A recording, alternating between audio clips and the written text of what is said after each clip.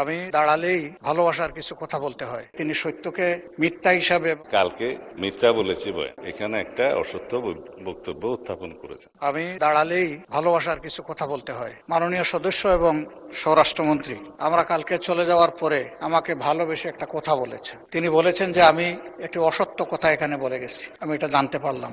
তো আসলে আল্লাহ তাআলা তাকে অপূর্ব দক্ষতা দিয়েছেন। জাস্ট বোতলটা পরিবর্তন করে মেটেরিয়ালসটা ঠিক রেখে তিনি সত্যকে মিথ্যা হিসাবে এবং মিথ্যাকে সত্য হিসাবে চমৎকারভাবে পরিবেশন করতে পারেন।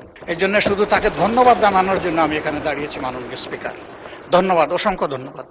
মাননীয় বিরোধী দলীয় নেতা দুইটা অসংসদীয় শব্দ ব্যবহার করেছেন, সেটা হচ্ছে মিথ্যা।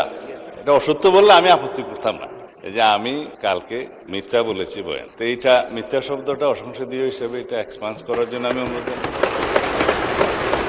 দ্বিতীয় কথা হচ্ছে ওনার কালকের বক্তব্যের প্রেক্ষিতে আমি বলেছিলাম মাননীয় বিরোধী দলীয় নেতা এখানে একটা অসত্য বক্তব্য উত্থাপন করেছেন। সেটা ছিল যেখানে রুল 62 অনুসারে আপনি তারপরে একজন বেসরকারি সদস্যের উত্থাপিত মুলতাবি প্রস্তাব গ্রহণ করেছেন, ওনারা ওয়াক আউট করার আরো অনেক পরে, তাহলে সেটা পার্লামেন্টে উত্থাপিত বা পড়িত হইল কিভাবে? সুতরাং আমি বলেছি সেই বক্তব্যটা অসত্য।